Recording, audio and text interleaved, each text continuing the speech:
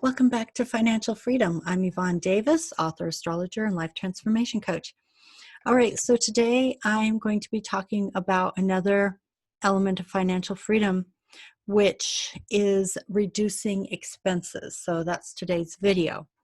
Now, one of the things I want to say is the book that helped me the most, actually, there were two. One was Your Money or Your Life by Vicki Robin and Joe Dominguez.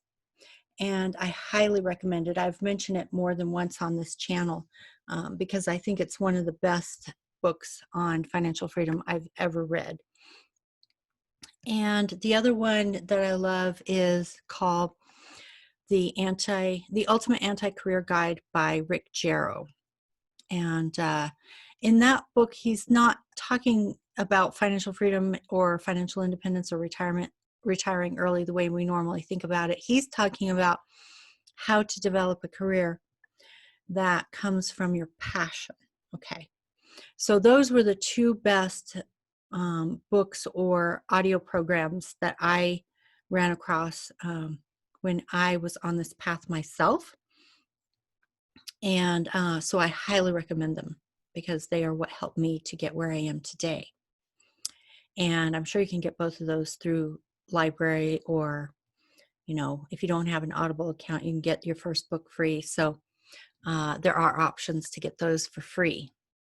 Now, today I'm going to be talking about reducing expenses. And I think an important way to think about how to become financially free is that the way that Vicki Robin talks about it in Your Money or Your Life is to think about every single penny as equating to your life energy, okay? So what most people do, what we've been trained to do, is just to go out and get a full-time job, and then you end up spending all that money, and usually you end up getting into debt, and so you end up spending more than you actually earn, and then you're caught on that treadmill. And I think part of the reason why people get caught on that treadmill is, one, because they don't realize that there are other options. They might know about it in a vague kind of way, but not like a real life possibility that they could actually become financially free. So that's why I am suggesting these two books, Your Money or Your Life. The Ultimate Anti-Career Guide isn't actually a book, it's an audio program. And I'm recommending them because I found that they worked, okay? Of course, if you want to know my own path, I have my own books, The Power of Manifestation and In the Magic Flow, which I sell on my website as ebooks, or you can get a copy for free if you sign up with my Patreon account at the $10 tier. But the whole point is that when you shift to thinking about your money equating to your life energy, then you realize that you have choices. You know, what do you actually want to do with your life energy? Are you happy with the work that you're doing right now? If you're not, then in some sense you're wasting your life energy. Now, maybe you consider it a necessity at this moment. So, you know, that is an important consideration.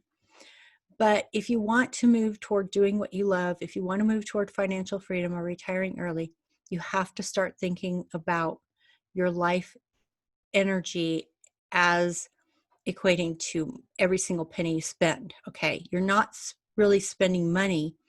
You're spending your time. You're spending your life energy. And so a question that I think can be really helpful is to ask yourself, about every single penny you spend, ask yourself the question, is this worth my freedom? So, you know, as an example, when it comes to housing, is your housing related to moving toward financial freedom? Or is it about impressing other people? Is it about your ego? Okay. And so, you know, if you're paying rent and you're paying for more than what you really need, I mean, it might be for comfort, but you're trading your present moment comfort for your future freedom. Or it might be your ego. Maybe you're trying to impress someone. There could be all different reasons, for why you're renting the particular place you're renting. Or if you are buying a home, you can ask yourself the same question. At least buying a home can ultimately lead to being an investment, like as equity builds in your property. It's like a savings account. But is the home really giving you the value that's leading toward financial freedom? And I am going to do another video on the housing market, which will be titled something like "Buying or Selling a Home?" For people who are actually thinking about buying or selling their home in this market. So those are some things to think about. How much do you spend on utilities? Is it really necessary? How much do you spend on gas and car expenses? Maintenance can be a difficult thing, but is necessary to maintain the value of your car. Just any kind of monthly expenses you have.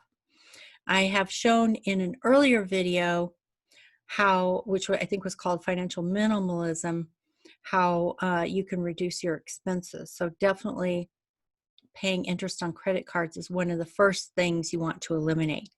So getting out of debt is extremely important because that money's just being flushed down the toilet every month. But any other expenses. Now, one of the things Vicki Robin talks about in Your Money or Your Life is this idea of a gazingas pin, which is the thing you're sort of addicted to purchasing. Now, I know what that is for me. It's books and journals because that's what I love. But I have learned to limit it. I know I could limit it even more than I do. But the point that she was trying to make is it's not about starving yourself. It's about finding the things that truly give your life value and appreciating them so that you can get the pleasure from them, okay? So here's an example. I sometimes like to binge watch on hoarder shows. I don't know why that appeals to me, but for some reason it does. And I was watching one yesterday where the woman, one of the things that she liked to buy, and she just bought in absolute excess, were cosmetics. So, maybe things like body sprays, bath wash, lotions, any kind of cosmetics, especially ones that smell nice, that are pretty and smell nice. But she just bought in such excess that she had spent, tens of thousands of dollars on all of these cosmetics that she wasn't even using. And the thing about it is that, she had like these plastic bins full of all these cosmetics and bath and body products that she had bought. Some, like lotions that she paid $30 a piece for them and wasn't using them. And the problem is that it's not just that you don't get your value if you buy them and don't use them. There are actually three kinds of values. That there are use value, exchange value, and sentimental value. So the only value that really had was use value. It's really hard to get the value out of bath and body and cosmetics and toiletries for, exchange value. You just can't get the value out of them once you've purchased them. And why would they have sentimental value? That doesn't make any sense. So they only have use value. So if you buy something that only has use value and you're not using it, then it has no value. Again, it's an example where you may as well have just flushed your money down the toilet. That's flushing life energy down the toilet. That's flushing your life down the toilet. That makes no sense to me. So that was her addiction. That was her gazingas pin. And if she could really have been honest with herself about the fact that she was literally flushing money down the toilet because there was some other issue that she wasn't willing to look at, whether it was addiction or, something that we might say needed the help of a therapist, maybe low self-esteem. Who knows what the ultimate source of her behavior was, but it had nothing to do with needing lotion. She had plenty of lotion. It was something else, some other need she was trying to meet by buying those products. Could have been, she just wanted the dopamine hit. Who knows? But that's always related to something else. It had nothing to do with needing lotion. It was related to something else. So we have to look deeply at our spending addictions, our gazingas pens, and ask ourselves, why am I buying these things? Usually it's not related to the actual reason that we tell ourselves, Even me, I've managed to limit the number of books I buy, but I still buy more than I actually read. So I know I still need to work on that. So that's a question you can ask yourself is this purchase worth my freedom? Okay. And am I truly getting the value out of this purchase? So I'm going to leave it there today, and I'll be doing lots more videos on how to reduce your expenses to move toward financial freedom.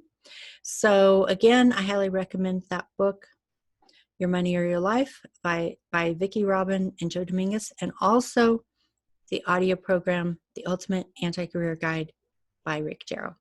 So I hope you enjoyed this video, and I will see you again next time. Bye-bye.